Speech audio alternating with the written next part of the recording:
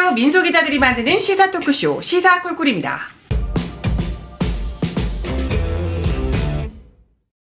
저는 진행을 맡은 정혜림입니다. 안녕하세요. 곰곰이입니다. 안녕하세요. 시사콜콜의 이슈잡부 조한무입니다. 경제 복민철입니다. 안녕하세요. 강경훈입니다. 네, 오늘 곰곰이님이 상당히 좀 처져 계시는데 타이어드. 자다 오셨죠? 직전까지 자다가 오셔가지고 텐션 올리셔야 됩니다. 네, 부디 방송이 이제 좀 시작이 되면 금방 또 보고가 되실 거예요. 우리 곰곰이님께서. 아까 좀 회의 때 말을 너무 많이 해서 그래. 회의 때 거의 방송 수준으로 이야기를 하셔가지고 그때 질이 다 빠지지 않았을까. 19분 말씀하셨어요. 혼자 독주한 것이 19분. 네, 그랬습니다. 오늘 김민석 국무총리 후보자가 인사청문회를 했는데 지금 끝났나요? 끝났나? 아직 하고 있나? 이제 휴정하고 오전 거. 이제 한 2시 반 이 정도면 시작하지 않을까요? 뭐 거의 현장 기자분의 말에 따르면 국힘 화력이 막 많이 딸린다고. 여기 뭐 잘할 수 있는 사람이 별로 없습니다. 그래요? 네. 주진우 뭐 열심히 주진우는 쓰고 있는데. 자폭을 하시고. 괜히 막 김민석 총리 후보의 그 양복 모델 뭐 이런 거 나오고 그러던데. 아무튼 무리 없이 아마 그냥 끝나지 않을까 이렇게 생각이 드는데요. 아무튼 장관 후보들도 어제 11명이 모두 지명이 됐다고 하더라고요. 네. 네. 모두는 아니고 남았는데 11명이 됐습니다. 11명이 네. 됐군요. 11명이 네. 됐습니다. 예. 그 가장 눈길을 끄는 건 노동부 장관. 그쵸. 현직 철도 기관사를 지명했고요. 그래서 SNS 보니까 스웩이다. 이런 평가들. 나 스웩이라는 줄 알았어. 스웩을. 죄송합니다. 힙합 용어입니다. 그런 반응들도 네. 있더라고요. 그 김영훈 전 민주노총 위원장이고요. 그렇죠. 민주노총 출신이 노동부 장관 후보자 지명된 건 처음이라고 네. 합니다. 그 문재인 정부 때 김영주 장관이 노동계 인사이긴 했는데 그 한국노총 출신이었고 또 당시에 이미 3선이었으니까 이제 좀 약간 의미는 좀 다르다. 그렇죠. 이렇게 볼 수 있을 것 같습니다. 네. 그 김영훈 후보자 얘기 좀 더 해보면 네. 2004년 철도노조 위원장을 거쳐서 이명박 정부 시절인 2010년부터 2012년까지 네. 민주노총 위원장을 지냈습니다. 네. 그리고 이제 기관사로 복귀를 한 거고요. 지금은 이제 한국철도공사 부산사업소에 소속이 돼 있습니다. 그럼 지금 계속 현직으로 철도 노동자로 일을 하고 계셨던 거죠? 그 페이스북 보니까 그 운행 가야 돼서 전화 못 받을 수 있다고 발표됐을 당시에 네, 그렇게 글을 올렸더라고요. 실시간으로. 그러면서 이제 노동이 존중받는 진짜 대한민국을 위해 최선을 다하겠다 이렇게 얘기를 했고 마지막까지 안전운행하겠다. 네. 네, 이렇게 글을 올렸더라고요. 네네. 그러니까 뭔가 기대감이 좀 있는 것 같아요. 그쵸. 아무래도 첫 민주노총 위원장 출신이시고. 그래서 이제 나아가서 구체적인 어떤 과제들도 많이 거론이 되더라고요. 이제 대표적인 게 저희도 다뤘던 이제 노조법 2, 3조 개정. 네네. 네, 사용자 범위를 확대하고 그다음에 이제 손해배상 청구 제한을 하자 이런 취지인데 이거는 이재명 대통령도 네. 하겠다라고 얘기를 했기 때문에 그쵸. 성과를 낼 것으로 보이고 또 이제 그 주된 그 요구 중에 하나가 5인 미만 사업장의 근로기준법 적용 확대. 요게 그러니까 근로기준법이 있는데 5인 미만 사업장에는 적용이 안 되는 조항들이 네. 상당수 많이 남아 있고 그러니까 부당 해고를 당해도 구제 신청을 못 한다든지 주 12시간 연장 한도가 적용이 안 되니까 그 극단적으로 가면 주 52시간 넘어서 무제한으로 일을 할 수 있는 거죠. 원론적으로 보면. 그리고 일해도 이제 가산수당, 그러니까 50% 받는 거. 그것도 안 붙고 연차 휴가도 없고. 아이고. 그러니까 이런 것들이 이제 그 아직 적용이 안 되고 있으니까 그런 거 좀 확대하자. 네네. 이런 목소리 나오고 있어서 이런 것도 좀 성과가 기대가 됩니다. 그리고 그 공무원과 교사의 정치 기본권 보장. 이것도 이제 특히 내란을 겪으면서 네. 공무원이나 교사들이 이 상황에서 내가 어떤 정치적 발언을 하는 것이 법에 저촉되는 게 맞나 이런 문제의식들이 과거에도 계속 있어 왔지만 작년부터 해가지고 그 문제의식이 점점 커지고 있기 때문에 네. 이런 것도 이제 좀 개선이 되지 않을까 이런 기대들이 있습니다. 그리고 이제 구체적으로 들어가면은 뭐 세종 호텔, 한국 옵티칼, 뭐 폼플러스처럼 이렇게 정리해고가 지금 진행된 곳들이 있는데 네.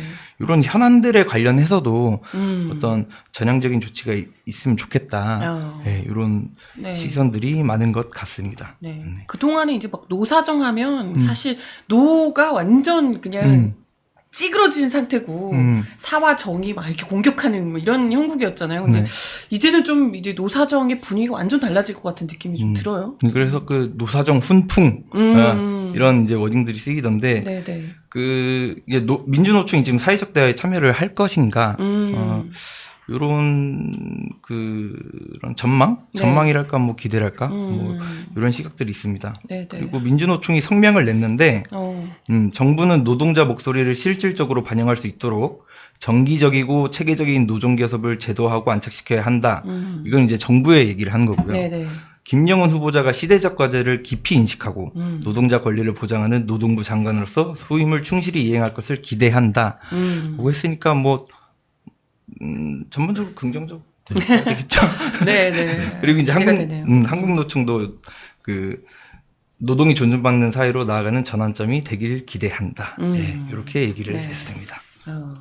그 김영훈 위원장 이게 입이 붙어 있죠. 저만 해도 네. 김영훈 위원장으로 입이 그쵸. 붙어 있는데 왜냐하면 민주노총 위원장이기 때문이고 그러니까 민주노총 위원장들 중에 상당수는 현장으로 복귀를 합니다. 위원장이 끝나고 나면 뭐 이렇게 그렇게 어색한 게 아니에요. 그러니까 위원장 끝나고 현장 갔다가 정년 퇴임하시는 분들도 계시고 나이가 있으니까 아니면 뭐 해고자 하신 분으로 이제 계시는 분들도 계신데 그 김영훈 위원장 같은 경우에는 제가 기억하기로 위원장 때가 30대 후반인가 40대 초반인가 그랬어요. 굉장히 젊은 민주노총 위원장이었고 그 당시만 그러니까 민주노총 위원장으로 당선되는 것 자체가 파격이었던 걸로 기억을 하고 물론 이제 그 당시가 이명박 정부 시절이어서 뭐 이게 이렇게 얘기하면 좀 뭐한데 민주노총이 할 수 있는 게 많지 않았습니다.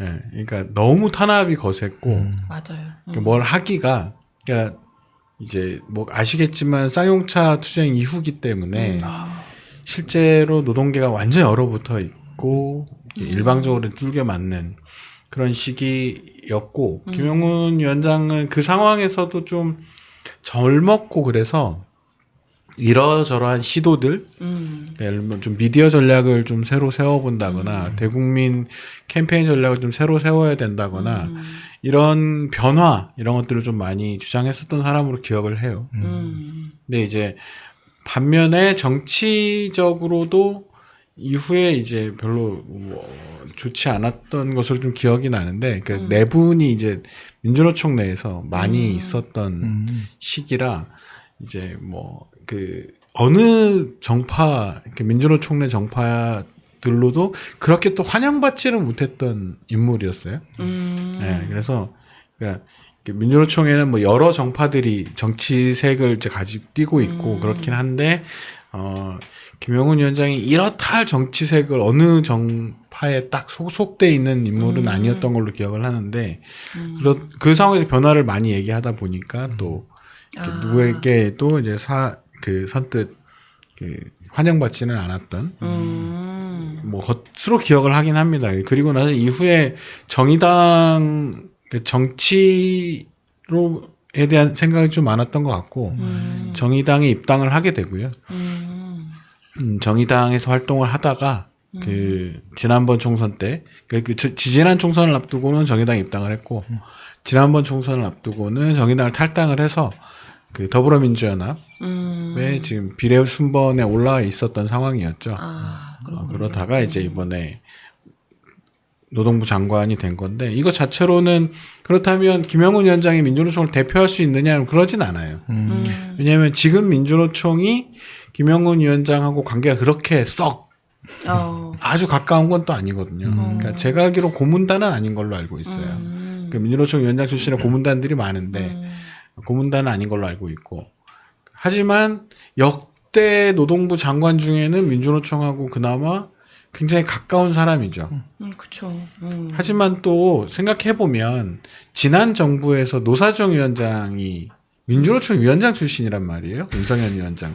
그러니까 결국에는 어떤 문성현 위원장이 노사정 위원회로 왔지만 그 대화 안 했잖아요. 민주노총이. 예, 그러니까 결국에 정부 정책이 어떻게 하느냐에 따라 다른 것이고 그런 걸로 본다면 최근까지 김영은 위원장의 어떤 행보 그리고 이재명 대통령의 발언 이런 걸로 봤을 때는 그러니까 노조법 23조 노란봉투법이라고 하는 이게 이제 뭐 1차적 과제가 될 거고 이거 뭐 어렵지 않게 되지 않을까 생각이 되고 산업재해 관련해서 지금 노동경찰을 엄청 늘린다고 하잖아요. 10,000명을 늘린다고 하는데 그 산업재해를 실제 이제 감시를 엄청나게 하겠다 이런 의도니까 이런 것들을 이제 잘 받쳐간다면 아마도 이 상태에서 민주노총 위원장 출신 그리고 민주노총과 적대적이지 않은 민주노총 위원장 출신을 기용했다는 건 민주노총과의 대화를 하겠다는 것은 분명해 보입니다. 그러니까 뭐 민주노총이 누구를 추천한 건 아니니까 뭐 저라면 뭐 제가 민주노총이면 뭐 그런 얘기를 해볼 수도 있었다고 생각하는데 노동부 장관을 누구를 했으면 좋겠다라고 공개적으로 아예 이제 뭐 할 수도 있었다고 보거든요. 참 뭐 과감하게 단병호 위원장이라든가 이래서 할 수도 너무 늙었나? 네. 나이가 좀 들긴 했지만 아니 뭐 나이 든 사람도 뭐 국회의원도 많이 하는 마당에 뭐 못할 이유는 없죠. 근데 이제 그 범위 안에 이제 김영은 위원장이 들어가 있을지는 모르겠지만 민주노총 보고 이제 추천하라고 했을 때 하지만 이재명 대통령이 선택하기에는 굉장히 가까운 사람이다. 왜냐하면 일단 명분이 있잖아요. 더불어민주연합에 있었던 사람이기 때문에 그쵸. 충분히 이제 선택할 수 있는 것이긴 하고 민주노총 입장에서도 이것은 비토하기는 어렵습니다. 네, 그래서 지금 사회적 대화라는 표현을 쓰진 않았죠. 성명에. 왜냐하면 민주노총은 사회적 대화를 공식적으로 탈퇴를 한 상태이기 때문에 노사적 대화 테이블에 들어가는 것은 절차가 필요할 겁니다. 그런데 어쨌든 노정교섭이라는 표현을 썼잖아요. 그러니까 노정교섭은 계속 하자는 것이 윤석열 대통령 시기에도 노정교섭 요구를 계속 해왔고 왜냐하면 노정교섭의 내용들이 많을 수밖에 없어요. 공공부문도 있고 여러 가지 비정규직 문제들도 있기 때문에 노정교섭을 빨리 하자라는 것이고 아무래도 제가 예상키로는 그러니까 이건 약간 한국노총 입장에서는 약간 뻘쭘할 수도 있는 거거든요. 한국노총은 배타적 지지 수준을 넘어서 선본에 참여했잖아요. 총괄선대본부장 중에 한 명이었단 말이에요. 한국노총 위원장이. 근데도 노동부 장관을 이제 민주노총에 줬다는 것은 정부가 노사정 대화를 기필코 복원하고야 말겠다는 뜻이 되겠죠. 민주노총을 이 테이블로 끌어들이겠다라는 것으로 해석이 되는 거라 뭐 모르긴 몰라도 김영은 위원장이 민주노총 위원장을 먼저 예방을 할 것인지 아니면 노동부 장관 지금 지명자이잖아요. 네네. 저기에 먼저 갈 수도 있다. 고공농성장에. 그럴 수도 있다. 그럴 만한 인물이긴 하다. 그러니까 민주노총 위원장을 만나기 전에 예를 들어 거기에 먼저 가서 전향적 문제 해결을 위해 노력하겠다라고 한 바퀴 돌고 민주노총 위원장을 만난다면 굉장히 센세이션하겠죠. 왜냐면 지명 자체도 이제 이분이 그 운행 중에 발표가 나가지고 중간에 이제 중간 기차에 딱 갔을 때 어라? 이런 일이 있었네요. 제가 일단은 지금 기차 돌아가야 되기 때문에 저 전화가 안 될 수 있습니다. 이런 걸 올렸는데 그거 자체가 화제가 됐듯이 그러니까 그것이 이제 뭐 어떤 메시지를 전달한 게 있잖아요. 국민들에게. 그러니까 노동부 장관이 지명되자마자 어떤 현안 민주노총이 좀 극한으로 몰려있는 민주노총 소속 조합원들의 투쟁에 문제 해결에 나서겠다 이런 것을 하는 것만으로도 민주노총을 대화로 끌어내는 데는 예를 들어 딱 민주노총 위원장 만나서 대화하시죠 이런 얘기 하는 것도 뭐 방법이겠고 그것 자체도 일단 이제 둘이 뭐 아는 사람이기 때문에 그 문성현 위원장만 해도 알긴 알아도 좀 멀거든요. 근데 이건 연배도 굉장히 가까울 뿐더러 최근까지도 많이 교류를 했던 사람이라 뭐 그렇기도 하지만 예를 들어 뭐 그런 뭐 직접 가지 않더라도 메시지를 낸다거나 그런 민주노총 지금에 있는 현안들을 좀 해결의 기미를 만들어 놓고 민주노총 위원장을 만난다면 민주노총에서도 대화를 마다할 어떤 뭐가 없죠. 뭐 이 정도 인물보다 뛰어넘는 인물이 나올 수 있느냐 노사정 대화를 이끌어내는 데 있어서라고 한다면 쉽지 않기 때문에 네. 예. 뭐 단병호 정도면 뭐 희망을 못 버리고 계시네. 되게 좋아하네요. 단병호 위원장을 제가 그렇게 좋아하는 건 아니지만 어른이니까.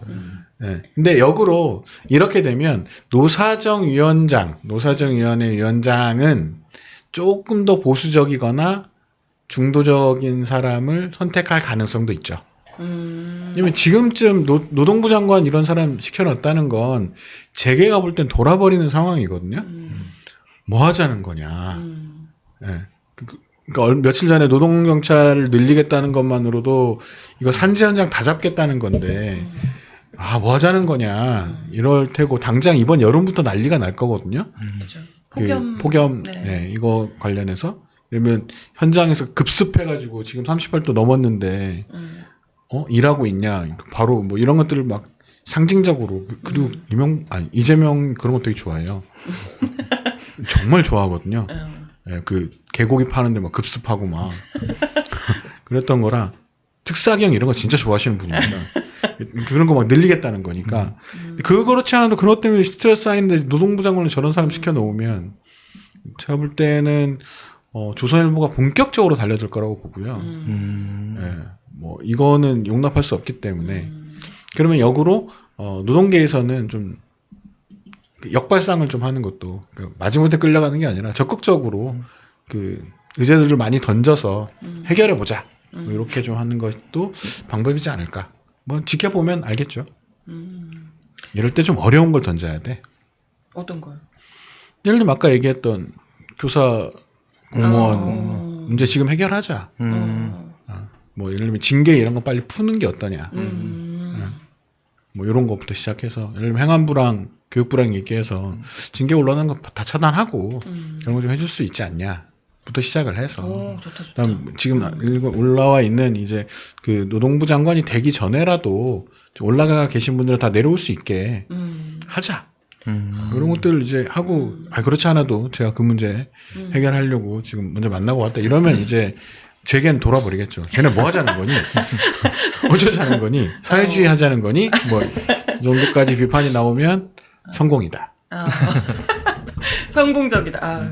어쨌든 뭐 성공적인 모습을 좀 기대해 보면서 외교안보 라인 인선도 이야기를 좀 해볼까요? 네, 지금 국방부 장관 네. 인선이 파격적이다 이런 평가를 받는 것 같습니다. 그렇죠. 안규백 민주당 의원을 지명했는데 네네. 그 5.16 군사 쿠데타 이후 첫 민간인 출신의 오. 국방부 장관입니다. 네네네. 그 안규백 후보자가 민간인 국방통으로 평가된다고 이렇게 나오더라고요. 그리고 그러니까 국회 국방위에서 14년 넘게 이제 활동을 했고 네네. 20대 국회에서는 국방위원장을 맡았으니까 그렇죠. 그런 평가들이 나오는 것 같습니다. 확실하죠. 확실한 민간인 출신이죠. 왜 확실히? 그러니까 이 사람이 군대에 갔을 때는 좀 애매하거든요. 이게 국방부 소속이긴 한데 방위를 갔단 말입니다. 그런 의미? 지금의 개념으로는 국방부 소속이 아니에요. 행안부 명장 소속이죠. 전역이 아닌 거죠, 그러면. 네. 일병 전역. 그렇죠. 방위니까 그렇구나. 진정한 병장이면 그 사람 국방부 출신 맞아요. 그 사람은 이제 군 출신이 맞다. 안 그래. 그럼 나도 국방부 출신이야. 군인 출신. 고용병이 다 국방부 출신 아니에요? 저 아니에요. 아니에요? 저 병역특례. 그렇구나. 여기 이런 사람 진짜 국방부. 민간인. 진짜 민간. 여기 민간인 아니시네. 다들 군 병장 출신. 만기 제대하신 분. 왜냐하면 이 사람은 그 그러니까 군 생활을 하면서 이제 군사 훈련을 받지 않았단 말이에요. 그러니까 기초 군사 훈련만 받았고 그다음 근무하면서 군사 훈련을 받지 않았단 말이에요. 그러니까 병력으로서의 자원이 아니었던 사람. 진정한 의미의 민간인 출신. 힘으로 막 밀어붙여가지고 진정한 민간인. 진정한 민간이라고. 와. 이런 해석도 처음이네요. 이런 의미로서의 민간인. 35사단 방위병 소집 해제. 아, 그렇군요. 근데 국방일 오래 많이 해가지고 이거 뭐 전문성이 뭐 떨어진다고 볼 수는 없어요. 예, 그쵸. 그렇죠. 일단 꽤, 뭐 바로 네. 직전까지 국방위원장 위원장도 하셨군요. 했으니까. 예. 오히려 그런 사람이 더 나을 수 있거든요. 그러니까 오래 했기 때문에 군대 어떻게 돌아가는지 다 알아요. 그리고 계속 감시를 했기 때문에 어디에 문제가 있는지를 알아요. 그리고 이해관계가 아무것도 없어요. 그러니까 군이 지금 개혁 대상이잖아요. 그러니까 내란 직후이기 때문에 군은 개혁 대상이 됩니다. 그러니까 국방 문제와 관련한 정책의 문제라면 아무런 문제가 되지 않고요. 그러니까 이게 그런 얘기 하거든요. 재선 의원은 무섭다 이런 얘기 하거든요. 같은 상임위를 2번 하면 보통 2년씩 하기도 하니까. 근데 이런 사람은 국방위를 그냥 쉬지 않고 해요. 그러면 한 8년 하잖아요. 예를 들면. 그러면 모르는 게 하나도 없어요. 14년 활동했다는 거죠. 네. 국방위에서. 인맥도 아주 넓습니다. 그렇죠. 그러면 그러면 김성근과도 친합니다. 그렇죠. 놀라워. 웬만한 장군들을 모를 수가 없어요. 네. 그럴 거 아니에요. 네, 뭐 김병주 의원도 본인이 적극 추천한 사람이라며 뭐 이런 식으로 얘기를 하기도 그러니까 하더라고요. 이게 그렇게 되는 거예요. 그러니까 개혁 대상이기 때문에 이제 여기도 김병주 의원도 있고 여러 사람이 있을 거 아니에요. 그렇죠. 아는 사람이 너무 많은데 안규백은 그냥 아는 사람이고요. 김병주 의원만 돼도 선후배 관계가 됩니다. 맞아. 그러니까 이게 묘하거든요. 그 관계는 약간 달라요. 네. 그러니까 결정적으로 이 사람은 육사 출신이 아니란 말이에요. 그렇죠.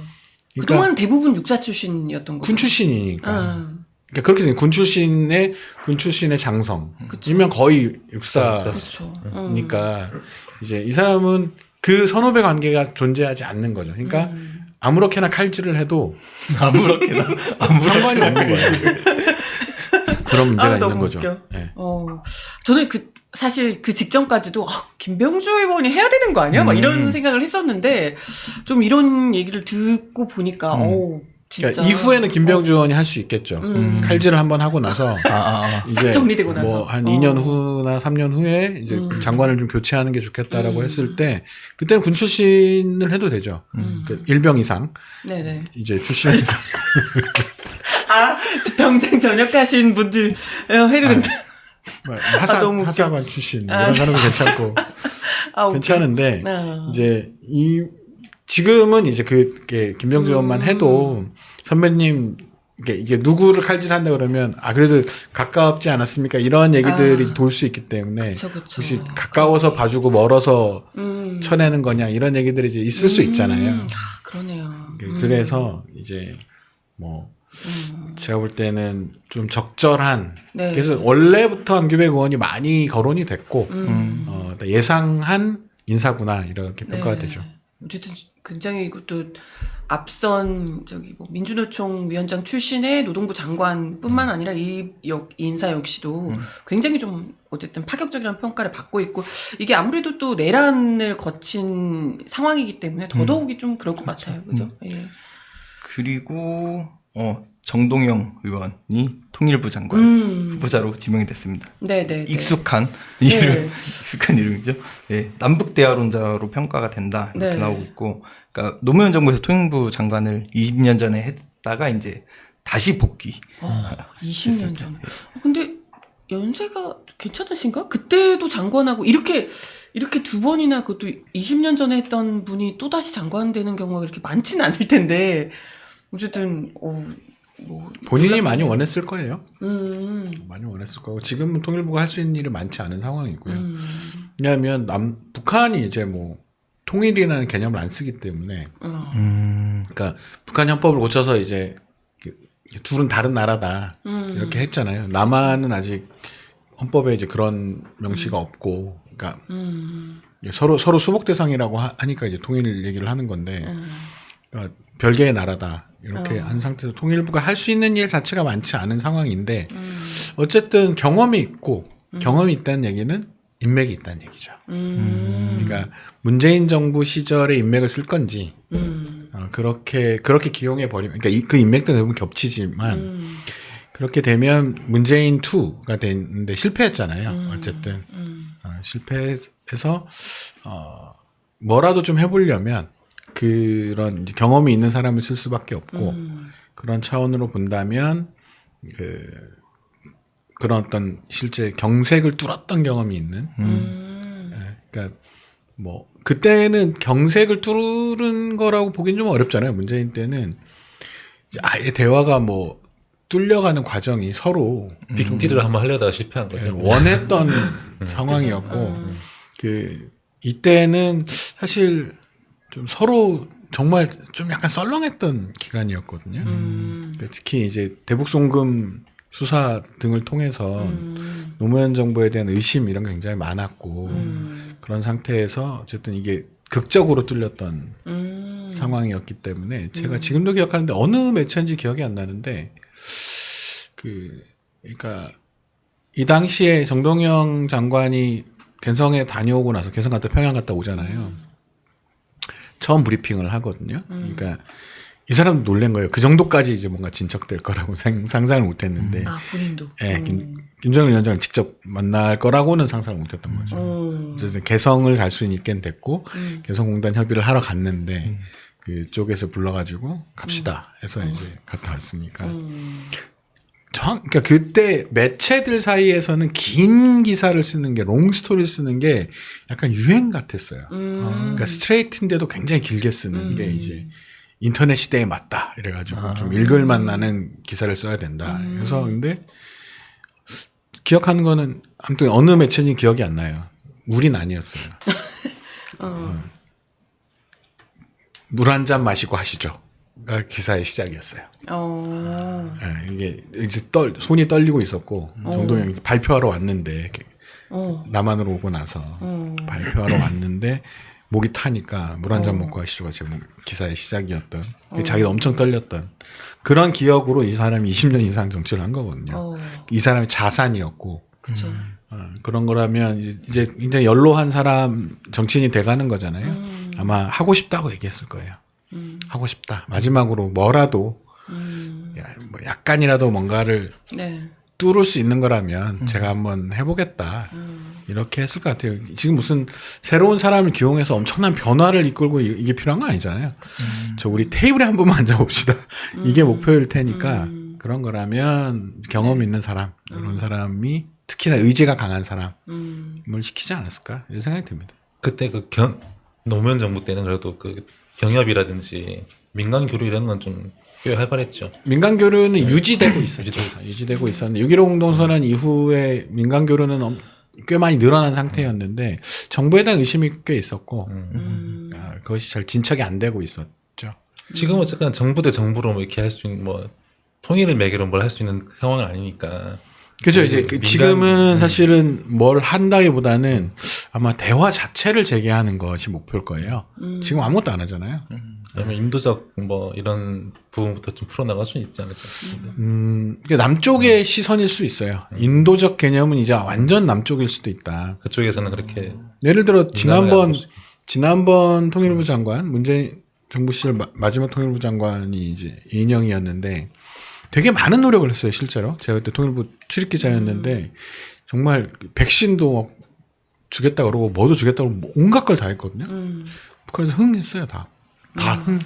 지금은 지금 러시아랑 완전히 풀려버려가지고 북한 입장에서는. 네, 그리고 그 당시에도 대중국, 대러시아 뭐 이런 교류들이 이제 좀 더 뚫리고 있었고 특히 중국하고의 관계는 더 많이 그때 강조되고 있었던 상황이었는데 사실 인도적 지원이라는 게 이미 북한의 입장에서는 어떤 경제적 도움 뭐 이런 개념이라기보다 그게 안 되진 않겠죠. 그냥 명분 같은 거거든요.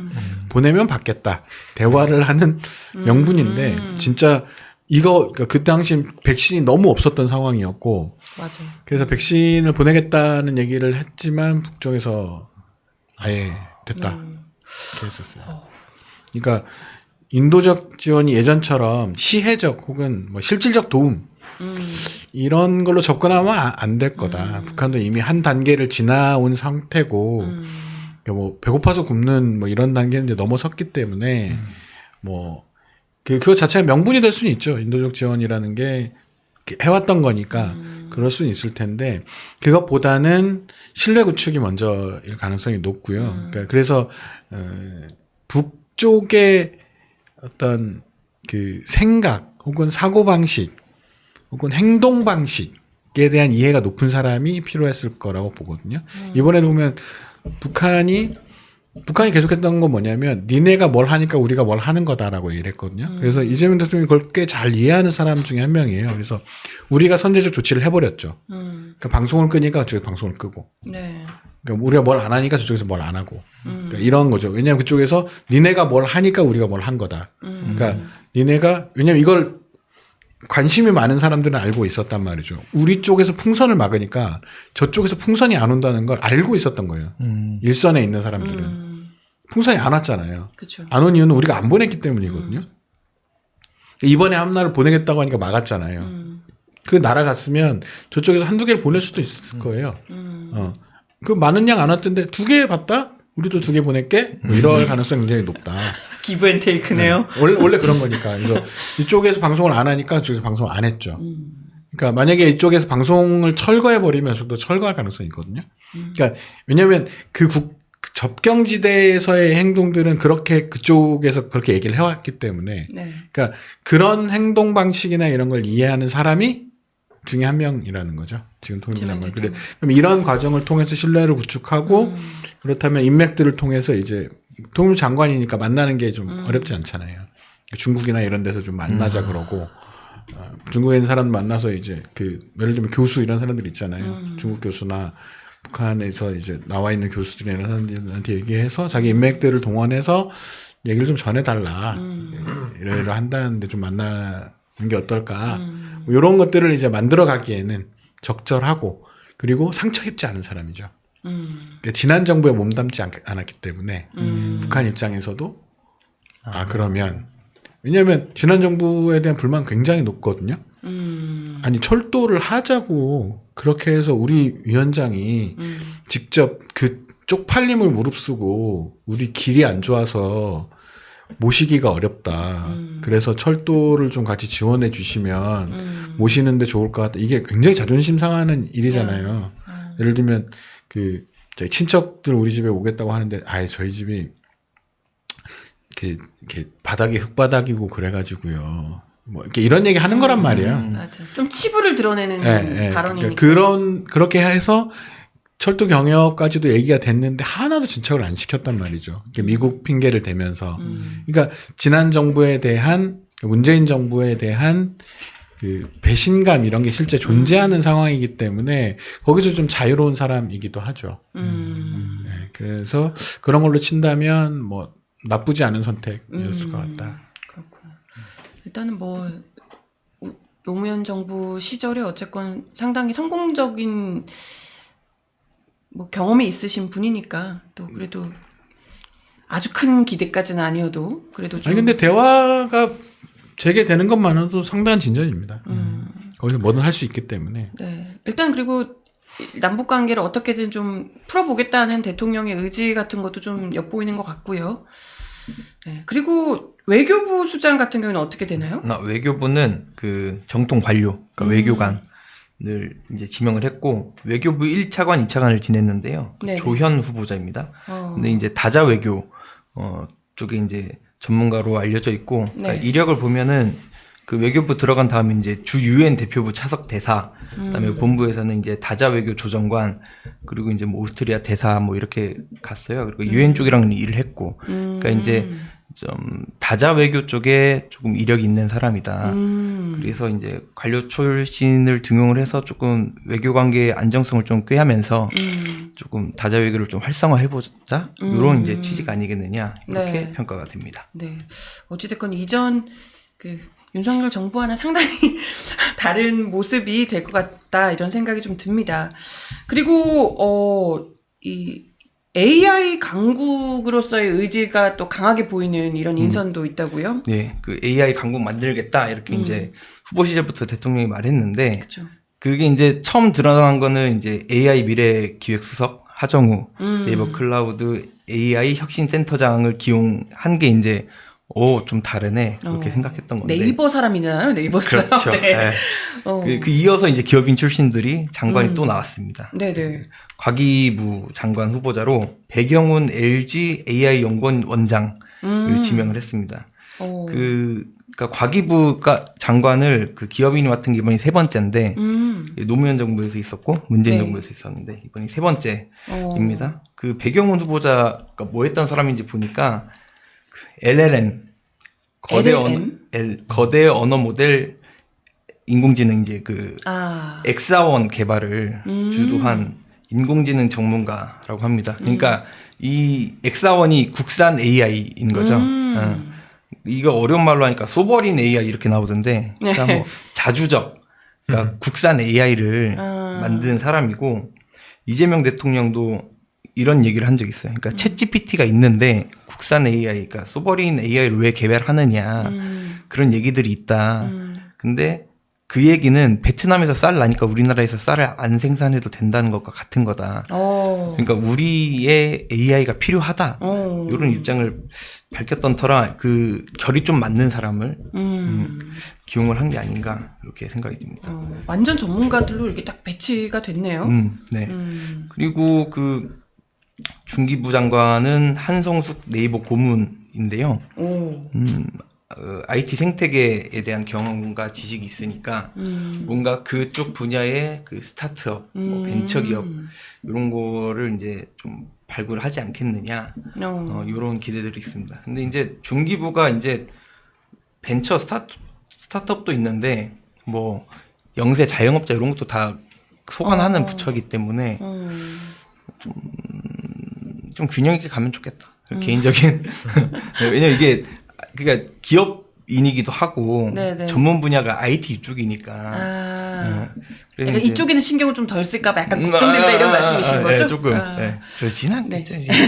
균형을 갖고 잘 하시겠지요. 네.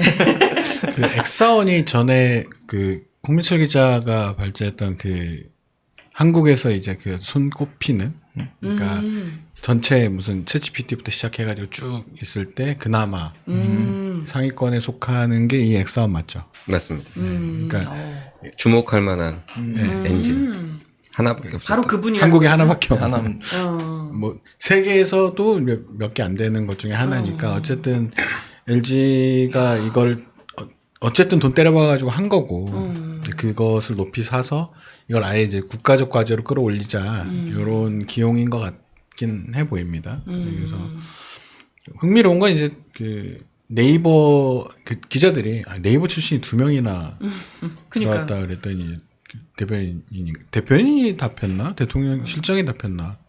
LG 얘기는 안 하시네요. 그러니까 네이버도 2명이지만 LG도 들어왔다 이런 거죠. 그러니까 기업인 출신을 많이 지금 기용하고 있는 거고 특히 이제 그게 하나로 지금 집중되고 있죠. 그러니까 AI에서 이 정부는 승부를 보고야 말겠다. 그러니까 반도체라는 게 예전에 삼성이라는 거대 그룹의 승부처였고 그렇게 시작해서 이제 현대까지 뛰어들고 그 현대가 지금 SK인 건 아시죠? 현대가 넘겼어요. SK로. 강제로 넘겼습니다. 네. 근데 어쨌든 그렇게 해서 이제 양대 회사가 만들어졌고 지금 GDP에 꽤 많은 부분을 차지하고 있는데 이건 아마 이제 이재명 대통령 입장에서는 AI라는 분야가 우리나라 정도의 규모에서 기업 하나가 하기엔 좀 어려울 거다라고 판단하고 이제 올인을 하는 거죠. 그래서 이 정도가 배치가 됐으면 아마 예산 규모가 이제 상당할 것 같다 이런 생각이 이미 이제 지금 예산을 준비하는 사람들 입장에서는 이쪽 예산이 눈에 띌 정도로 아마 늘어나지 않을까. 그런 사람들을 지금 먼저 수석부터 시작해서 이제 정통부 그다음에 중소벤처사업부까지 쭉 배치하고 있는 걸 보면 예산 짜라 이렇게 했었을 것 같아요. 야. 그래서 니네가 얼마 드는지 알지 않냐. 그러니까 LG가 지금 하고 있는데 GPU 센터나 이런 것들을 어느 정도 구축을 해야 되고 이걸 시장 상황에 맞게 얼마가 필요하고 그걸 단계별로 하려면 얼마가 필요하고 아마 이런 것들을 바로 지금 당장 필요한 사람일 테니까 이 연구원장이라면 GPU 센터 아마 처음에 데이터 센터도 GPU 센터도 한국 거 못 썼을 거거든요. 네. 그러니까 저쪽 무슨 저기 아마존이나 이런 데 거 아마 들어갔을 거예요. 거기 들어가서 처음에 시작했었을 텐데 지금은 아마 따로 구축하고 있을 가능성이 있는데요. 그거를 이제 늘려야 될 테니까 계속 GPU 얘기를 했었잖아요. 그래서 그거에 대해서 지금의 발전 속도에 비해서 어느 정도가 더 필요하고 이걸 넓혔을 때 어느 정도 필요한지 뭐 이런 거 하나가 있을 거고 또 하나는 이제 네이버를 굉장히 크게 보고 있다는 거죠. 네, 그러니까 네이버를 2명을 뒀다는 건 어쨌든 한국에서 이제 네이버라는 기업이 가지고 있는 그걸 이제 높이 샀고, 그러니까 이거의 백그라운드에는 아마 반도체 기업 2개는 있으니까 뭐 미리 만났잖아요. 이 두 사람은 그 사람 장관 시킬 수는 없으니까. 네, 뭐 이재용 장관 시켰다가 도대체 그렇잖아요. 네. 그분들은 이제 미리 만났고 그렇게 해서 아마 요 하나의 어떤 흐름이 딱 잡히는 거긴 해요. 그래서 다른 분야는 어떻게 되는 거냐라고 하면 일단 이 사람 성과 내는 걸 좋아하는 사람이니까 지금 승부가 걸리고 있는 부분에 승부를 한국은 지금 둬야 된다 이런 생각을 하는 것 같긴 합니다. 네. 그 아까 말씀하신 것 중에 그 현대가 아니고 SK 하이닉스는 LG가 90년대 후반에 뺏겼죠. 현대는 뭐지? 그다음 그게 이제 현대로 갔고 현대로 SK는 갔다가 인수를 한 거. 그렇구나. 그리고 그 중소벤처기업부 장관은 잘 감시를 해야 될 것 같아요. 뭐 어떻게 진행이 되는지, 정책을 어떻게 펼치는지, 플랫폼 규제가 워낙에 화두기도 하고, 이 정부가 어떻게 할지는 잘 지켜봐야겠죠. 네이버 출신 중소벤처기업부 장관이니까요. 그러니까 이거는 이렇게 매 눈으로 보다가 내 눈으로? 뭐 제일 좋은 건 이제 국무회의 자리에서 한성숙하고 김영훈이 싸우는 거죠. 뭐 하자는 거냐고 막 이러고. 그런 게 있으면 제일 좋다. 네. 그리고 한성숙 고문은 이재명이 정말 좋아할 만한 스타일이긴 해요. 그래요? 예, 그 부하 직원들이 정말 싫어한다잖아요. 아 그렇습니까? 독종이어가지고. 독종. 그러니까 인권 침해 수준이다. 노동 강도가. 그런 사람 이재명 좋아하니까. 지금 저기 이재명 대통령 밑에 사람들도 거의 뭐 아주 죽어가고 있다고 하던데. 아마 그 짱이 잘 맞을 거예요. 그걸 뚫고 김영훈 위원장이란다. 장관이 이제 그건 노동부에서 받기 어렵다. 이게 정상적인 국무회의예요. 그건 곤란하다. 그럼 거기서 타협이 이루어지고. 근데 이제 그러면 이제 그 노동단체들은 노동부 장관 응원하고 경총이나 이제 이런 데서는 이제 중소벤처사업부 이런 사람 응원하고 만나보자 시장 뭐 이런 게 제일 좋죠. 아우 참 이 정상적인 그림을 지켜보는 게 이제 얼마 안 남았네요. 어쨌든 문제를 일으킬 가능성은 있다. 네이버에 니즈가 있기 때문에 네이버만 있겠습니까? 쿠팡도 있지. 그러네. 그래서 쿠팡 문제 어떻게 될지 아마 모르긴 몰라도 이렇게 되면 인맥들이 그쪽 사람들이 많이 갈 겁니다. 그러니까 플랫폼에 대한 규제나 이런 것들을 두고 굉장한 다툼이 벌어질 가능성이 있고 그 약간 자본 쪽에 손을 들어주는 것이기도 하거든요. 네, 그래서 요거는 아마 재밌을 것 같습니다. 네. 그리고 국민 통합의 의지를 좀 보여주는 인선도 있다죠? 네, 그 권오울 전 의원 네. 있죠. 그 국가보훈부 장관 후보자로 지명을 했습니다. 뭐 잘 아시다시피 그 한나라당 출신. 네네. 그리고 이제 이번 대선에서 이제 이재명 캠프에 합류를 해서 국민대통합위원장을 맡았습니다. 한나라당의 TK 출신이죠.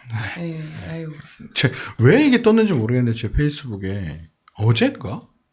갑자기 제가 친구였는지는 모르겠는데 이렇게 뜨더라고. 북한산 자락이 어쩌고 저쩌고. 그거 뭐야? 빨래를 돌고 있는 건가? 아무튼 그리고 나서 발표가 났어요. 깜짝 놀랐네. 친구셨군요. 모르겠어요. 아무튼 근데 뭐 이건 예상이 됐던 거죠. 그리고 그러니까 어떻게 보면 그런 메시지 인사들이 필요했을 거 아닙니까? 지금 다 메시지 인사인데, 그러니까 친노동 하겠다. 그 다음에 AI가 굉장히 중요하다. 그리고 북한 그 인선을 통해서는 저런 게 있는 거거든요. 지금 제가 알기로는 이번에 발표된 사람들이 영호남이 거의 비슷하고 숫자가. 네, 그렇죠. 의원 출신들이 적절히 배치돼 있고 전문가 출신들이 많고 이게 다 메시지인데 그 중에 하나가 이제 그런 TK 선거 때부터 계속 얘기했던 동진 전략을 지금 계속 취하고 있는 거거든요. 네. 주겠다. 네. 근데 뭐 그렇다고 해서 법무부 장관을 그런 사람 줄 거야. 그러니까 지금 그건 절대 안 되지. 주요 장관들은 다 발표를 안 했단 말이에요. 그러니까 이건 뭐냐면 여기에서 그런 걸 할 가능성은 적죠. 법무부, 행안부, 기재부, 교육부 뭐 이런 사람으로 무슨 탕평을 하고 뭐 이런 건 그러니까 완전히 그립이 가능한 사람들로 이제 주요 장관들은 아직 남아 있는 상태고요. 복지부 장관도 지금 발표 안 한 거죠. 네. 그러니까 그 얘기 뭐냐면 연금 개혁에 걸려 있기 때문에 이제 그런 사람들은 이제 굉장히 논란을 가능 줄이고 정말 이재명 대통령하고 딱 이걸 맞출 수 있는 사람, 안전한 사람으로. 혹은 차세대를 준비할 수 있는 사람. 그러니까 법무부 장관만 해도 이제 엄청난 검찰 개혁 이슈가 바로 지명과 동시에 시작이 될 거고 행안부 장관도 마찬가지거든요. 지명과 동시에 경찰 개혁, 검찰 개혁에 수반되는 여러 가지 수사기관 개혁 이런 것들이 동반될 거기 때문에 이 두 사람 사이가 안 좋아도 안 돼요.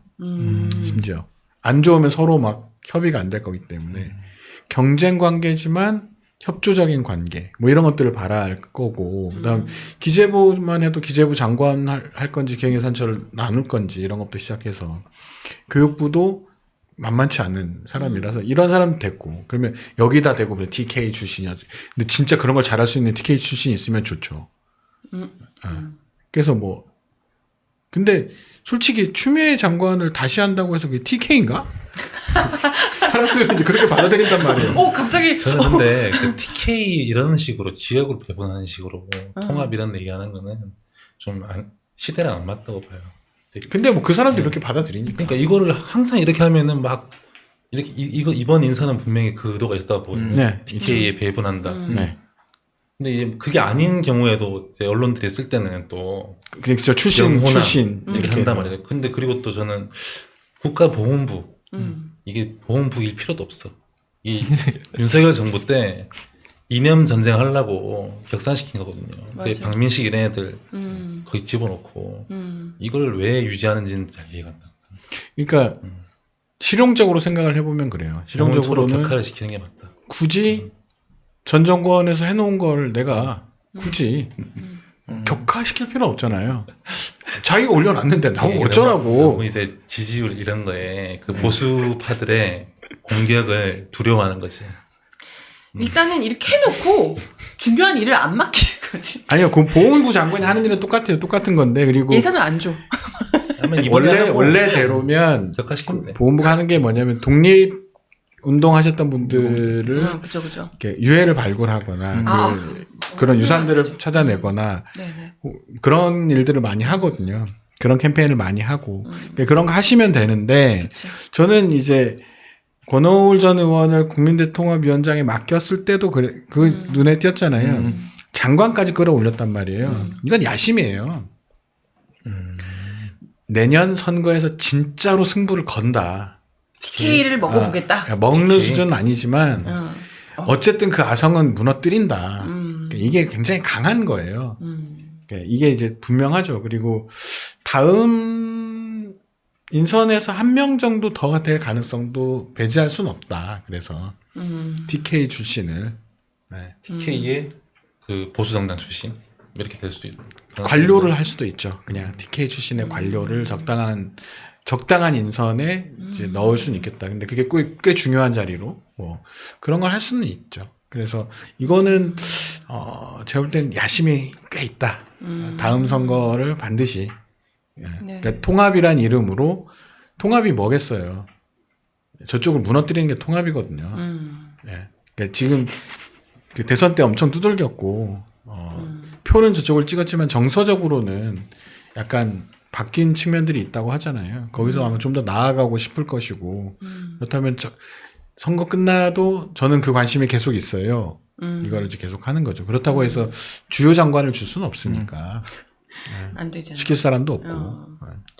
그런 가운데 지금 이 송미령 장관, 농심품부 장관 송미령 장관 유임이 지금 좀 논란이 되고 그렇지. 있죠. 맞습니다. 인선에 논란이 없으면 인선이 아니지. 동의가 안 돼, 나는. 그렇죠. 요것도 이제 쭉 말씀해 주셨던 그 통합 그 메시지의 일환인 것 같습니다. 그러니까 대통령실이 얘기를 했는데 진보 보수 구분 없이 기회를 부여하고 성과와 실력으로 판단하겠다는 것이다. 그래서 이제 이재명 정부의 국정 철학인 실용주의에 기반한 인선이라고 얘기를 했습니다. 그러니까 이게 통합하겠다고 한 건데 약간 무리수. 네. 무리수 너무 좀 기계적 통합을 하려고 한 거 아닌가 이런 생각이 들 정도로 이분이 어쨌건 지금 이전에 그 내란 물론 내란에 가담한 것까지는 아닐 수 있겠지만 어찌됐건 그때 당시에 국무회의에도 참석했던 인물인 거잖아요. 네. 그래서 이제 그 참고인 신분으로 경찰 조사도 받았습니다. 네네네. 그러니까 이제 일단 여기서 그 국민들이 받아들였을 때 정서가 좀 안 좋죠. 요것만 해도. 네네네. 근데 이제 그 양곡법 개정안을 네. 이제 반대했던 사람이라서 그러니까 요걸 두고 이제 농망법이다 이렇게 비난을 하면서 국회 통과에도 윤석열 대통령한테 거부권 행사 건의할 거다 이렇게 얘기를 했고 실제로 그 양곡법 개정안이 이제 윤석열의 1호 거부권 행사 법안이 돼버렸죠.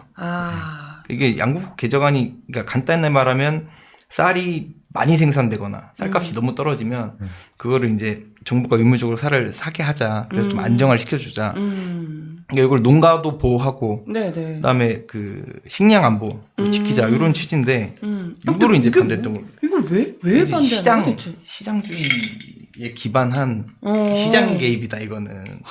그러니까 그 사고에 기반한 거부권 행사를 건의해야 한다는 게 되게 형식적인 거예요.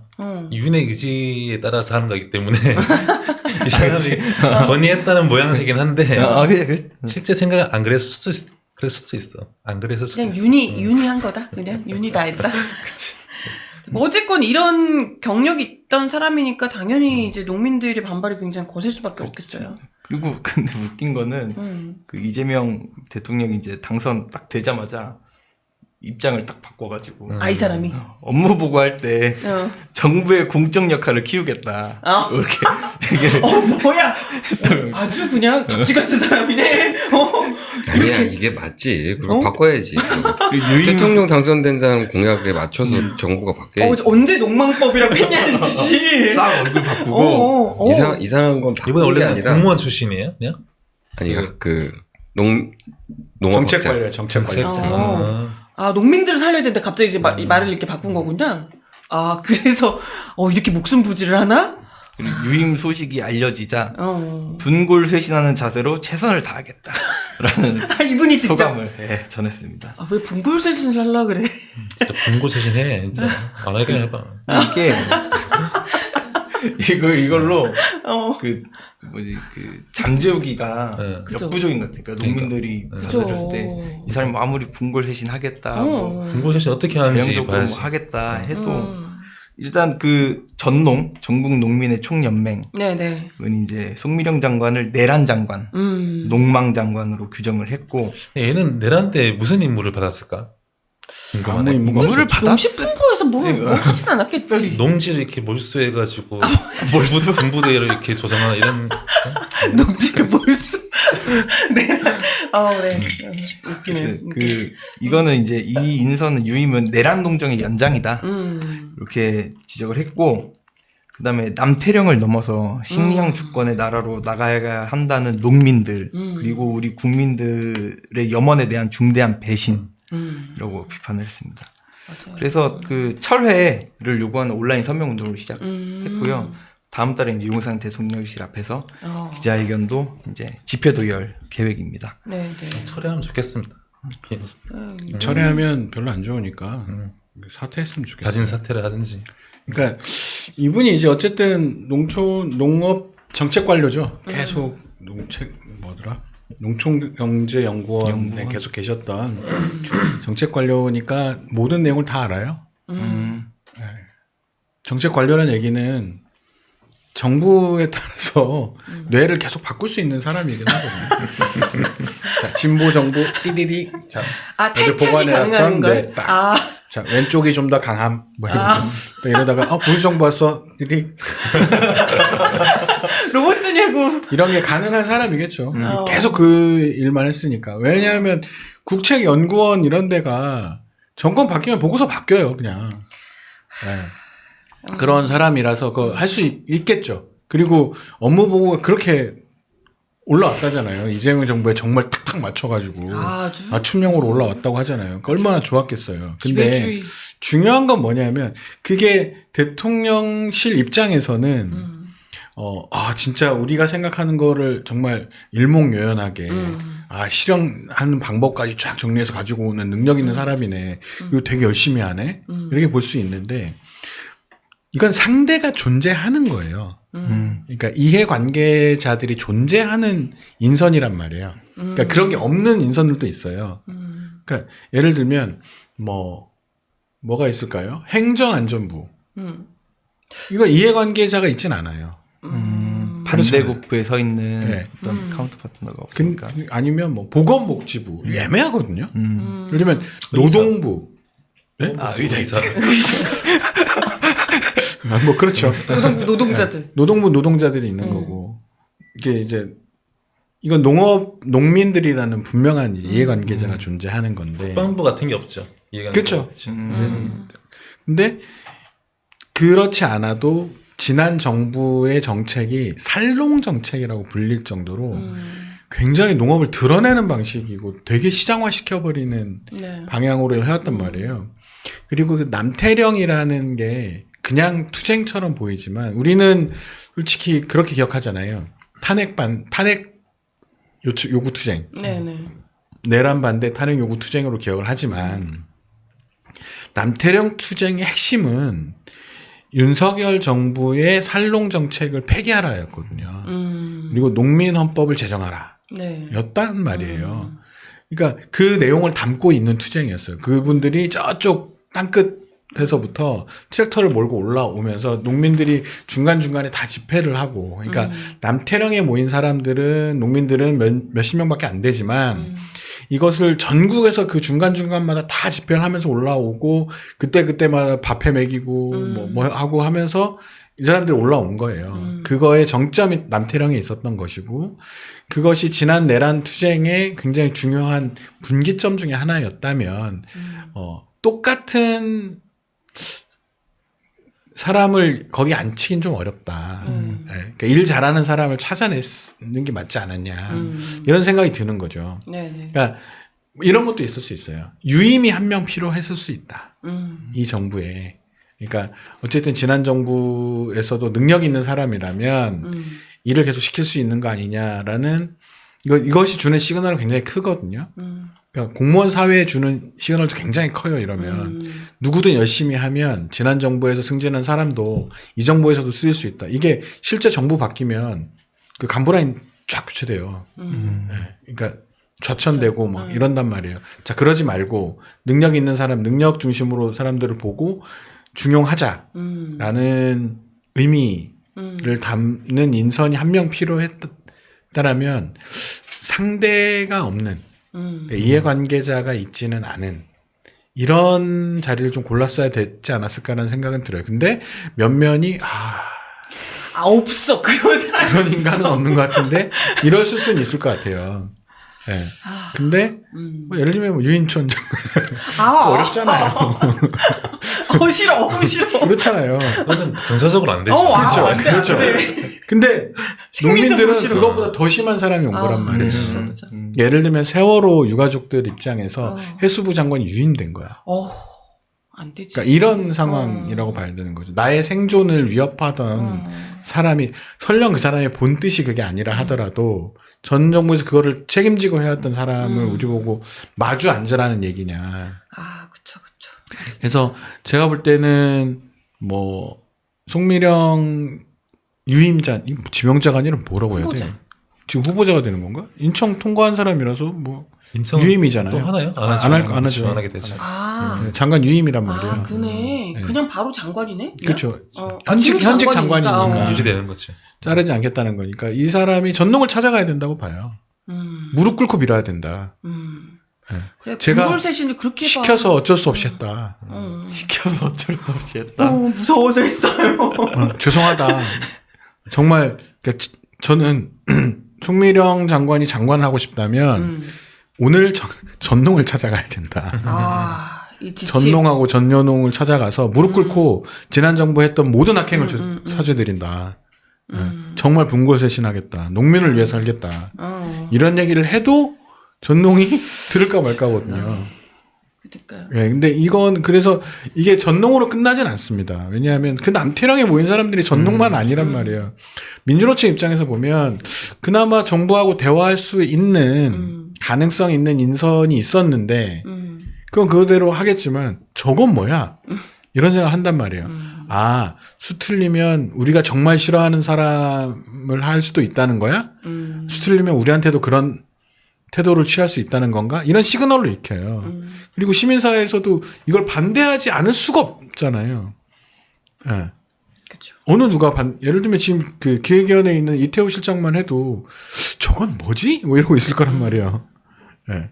국정기획위원회 들어갔는데 한참 이걸 뭐 과제를 만들고 있는데 오씨, 나 기자회견 가야 되나? 뭐 이런 생각할 수밖에 없는 상황이란 말이죠. 그러니까 이거는 그것을 아마 고려하고 했겠죠. 모르지 않았을 거란 말이에요. 대통령실에는 뭐 거기 계신 분들도 그 정서를 모르지 않을 거고 대통령도 이 정서를 모르지 않을 텐데 그러면 그거에 맞는 후속 조치가 있지 않다면 이것은 굉장히 어렵다. 그러니까 적어도 송미령 장관이 견디기 힘들 정도의 미션이 나와야 된다. 그리고 그걸 견뎌내든지 그만두든지. 저는 그 첫 번째가 농민들 앞에 가서 무릎 꿇고 사죄하는 거다. 내란을 사과하는 것만큼 진짜 지난 정부에서 했던 것은 그게 다 저의 본뜻도 아니었고 정말 죄송하다. 장관이 됐는데 사퇴하기도 어려웠고 뭐 온갖 뭐 헛소리들을 하겠죠. 뭐 앞으로 어떻게 하겠다 이런 것도 구체적으로 좀 사퇴하겠네. 하고. 그러니까 앞으로 어떻게 하겠다가 중요한 게 아니라 지난 거를 잘못했다. 아, 그건 못할 것 같은데. 네. 그거 이거를 해라. 무릎 꿇고 울면서 그러니까. 울어야 돼. 만약 이 미션을 준다면은 사퇴를 할 수밖에 없겠다. 빠르게 사퇴. 근데 이거 하는 사람도 있어요. 예전에 이제 외교 사태, 일본군 위안부 문제를 타결했을 때 어쨌든 찾아갔잖아요. 외교부 장관이 김복동 할머니 찾아갔단 말이에요. 그때는 그때는 말이 많았죠. 그때 네. 찾아간 것도. 그때 장관이 그거는 솔직히 좀 아니 이거는 어쨌건 그렇게 했어도 사실 정책적으로 뭔가 바꿀 수 있는 부분이라도 있는데 그땐 그거 바꿀 수 없었죠. 불가역적인 그러니까 협상. 이미 불가역적인 바꿀 수가 없는 일을 저질러 놓고 죄송합니다 이런다고 될 문제가 아니었잖아요. 그런 거라도 가잖아요. 지금 이건 바꿀 수도 있고 그치, 정책을 바꿀 수 있으니까. 뭐 다 할 수 있으니까 저는 가서 무릎 꿇고 빌어야 된다. 지난 정부 다 잘못했다. 다 제 책임이다. 그러면 하지 마, 야, 뭐 이렇게 될 거 아니에요. 달걀 좀 맞더라도 여기 왜 와서 야 이거를 들어야 될 텐데 그걸 할 수 있으면 그걸 할 수 있고 분골쇄신이란 그런 거다. 어? 분골, 뼈를 깎아서 가루를 만드는 그런 게 뼈를 깎아서 가루를 만드는 거예요. 그 정도는 해야죠. 정말 이 정부의 정책에 맞고 그게 실제 농민을 위한 어떤 걸 하는 거라면 그냥 장관 줬으니까 아유 고맙습니다 열심히 할게 이게 아니라면 그런 거 해야죠. 농민들이 지금 거의 지금 멘붕 상태가 왔는데 그래서 진보당의 첫 번째 전정덕 의원이 입장이 그거였어요. 멘붕이라고 그런 표현을 썼어요. 멘붕이라고. 그러니까. 빡쳐가지고 나가버렸잖아요. 회의하다가. 그러니까 진보당만 봐도 그런 거예요. 진보당은 손을 잡았잖아요. 근데 가장 가까워요. 농민단체들하고 진보당이. 네. 진보당 보고 지금 어쩌라는 거냐라는 거예요. 이제 빠이빠이? 이런 거야? 뭐 이런 시그널로 보인다는 거예요. 진보당 입장에서는 빠이빠이 하자는 건가? 네. 뭐지? 이렇게 되는 거죠. 왜냐면 전동만 해도 지금 진보당을 그때 지지하는데 근데 싸대기를 날려버린 거라면 진보당 입장에서도 뭐지? 우린 대정부 투쟁을 하라는 건가? 어쩌라는 거지? 이런 시그널을 일으키는 거죠. 그 명분도 사실은 그러니까 보수 진보 구분 없이 성과와 실력으로 판단하는 실용주의라는데 이 실용이 그 실용인지 선뜻 동의가 안 되고. 그렇죠. 그러니까 그 성과라는 얘기가 있는데 그러면 지난 정부에서 이 사람이 해왔던 게 성과라는 거냐? 아니거든요. 득보다 실이 훨씬 많아 보이는 인성 같은데. 그러니까 영혼 없는 공무원 오케이 이 얘기일 수 있거든요. 그러니까 정부 책 방향에 맞춰서 일을 잘할 수 있으면 된다. 일 텐데 저는 그런 거라고 봐요. 그러면 그럴 수 있는 사람은 이 사람밖에 없는 것 같다라고 골랐을 것 같은데 그러기엔 너무 상대가 이해관계의 계층에 있는 사람들이 너무 받아들이기 힘든 걸 들이민 거죠. 네, 네. 그러니까 그러면 그것을 받아들이게 하려면 무엇이 필요한지 그런 고민을 해야 돼요. 네. 네, 뭐 이 인선을 물을 게 아니라면 고민해야 되고 저는 물러주는 게 제일 좋다. 아 생각보다 강하고 뭐 그러니까 저는 그래서 온갖 모욕을 다 당하고 나서 판단하자. 이젠 그거라도 해줘야지. 하다못해 계속 할 거라면 화풀이라도 할 수 있게 해줘야 될 거 아니에요. 맞아요. 그리고 그 자리에서 다 약속을 해야 될 거죠. 양국관리법 어떻게 되는 건지부터 시작을 해서 여러 가지 요구 사안들에 대한 답을 가지고 오고 그럼에도 불구하고 온갖 계란도 맞고 쌀도 맞고 사과도 맞고 사과 아프거든요. 좀 아프겠다. 근데 그분들 굉장히 투철합니다. 하나 먹으면 안 돼요. 그랬더니 너는 투쟁 물품을 먹겠다고 하니? 이런 얘기를 들은 적 있어요. 안 드신대요 절대. 그렇게 준비해온 거는 절대 먹지 않고 어떻게? 예? 다 던지는 거예요. 다 던지는 용도로만 써요. 그거는 식용이 아니라는 거죠. 우리의 투쟁 물품이다라고 하더라고요. 그래서 그럼 좀 모르겠다. 아니 거기서 먹고 앉아 있으면 얼마나 장난 같겠어. 이 정도로 한 번 한 번의 퍼포먼스에 되게 진심을 다해요. 그래서 아마 거기에 계란 들고 오시는 분들은 진짜로 던지러 오겠죠. 근데 그런 거부터 해라. 그러니까 특히 이제 진보 진영 입장에서는 노동부 장관, 농림수산부 장관이 되게 중요한데 이거는 그죠? 현안이 너무 걸려 있는 상황이라서 이건 찾아갈 수밖에 없고. 네네. 네. 그분들이 집회하는데 집회하기 전에 가야죠. 뭘 하고 싶다면. 아니면 자기도 당황했다고 하니까 당황한 채로 당황했다고 하니까. 근데 약간 당황했을 것 같아요. 본인도. 그러면 안 하면 되거든요. 제가 당황해서 이건 좀 곤란합니다. 이게 제일 좋습니다. 제가요? 네. 그거가 제일 좋죠. 왜냐하면 그게 농민들이 어떤 심정인지 자기는 알거든요. 네. 알기 때문에 이걸 받아들이긴 좀 어렵다. 요게 제일 좋은데 네. 뭐 분골쇄신해서 열심히 하겠다고 했으니 네. 그게 만약에 안 되는 거면 어떤 분골인지 한번 보자.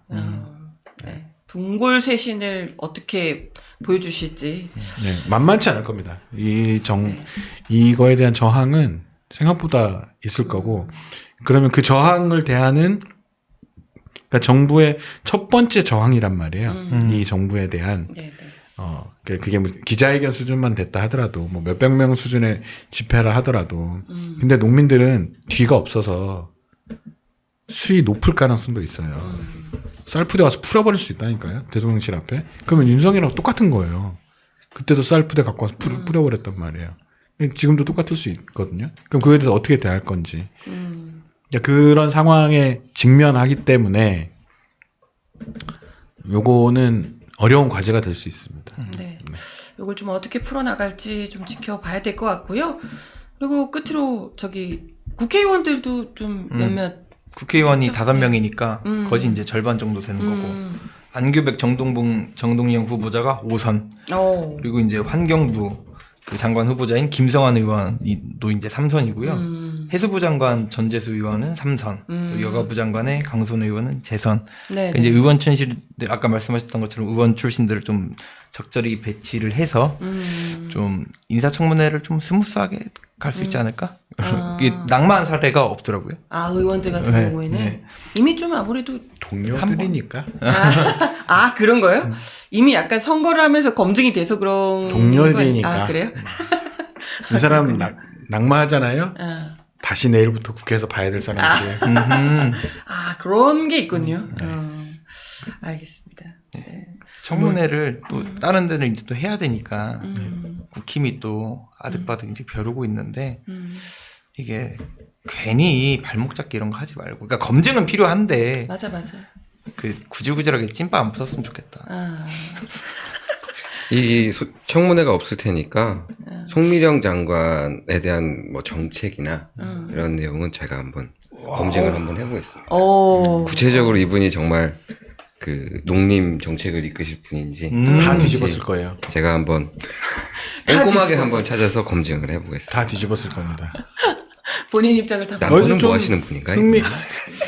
흥미로운 사람이 김성환 의원이죠. 김성환 의원은 노원구청장 출신이고 노무현 대통령실에 있었던 비서관 출신인데 그 이제 이른바 현재 정치인 중에서는 환경 문제, 특히 기후 문제에서 가장 전문성이 뛰어난 축에 속합니다. 책도 여러 권 썼고 그 노원구에 가보면 한 빌딩 전체가 그냥 태양광 뒤덮여 있는 빌딩도 있고요. 그러니까 실제 구 자체에서 그런 태양광 사업이나 이런 것들을 굉장히 많이 진척시켰던 사람이고 그래서 환경부 장관은 적절하고 아마 기후에너지부로 바꾸게 될 텐데 그렇게 되면 가장 이제 전문성이 워낙에 뛰어나서 그냥 뭐 아마 굳은 자였을 것 같아요. 이 사람이 하는 건 실제로 책 읽어보면 재밌습니다.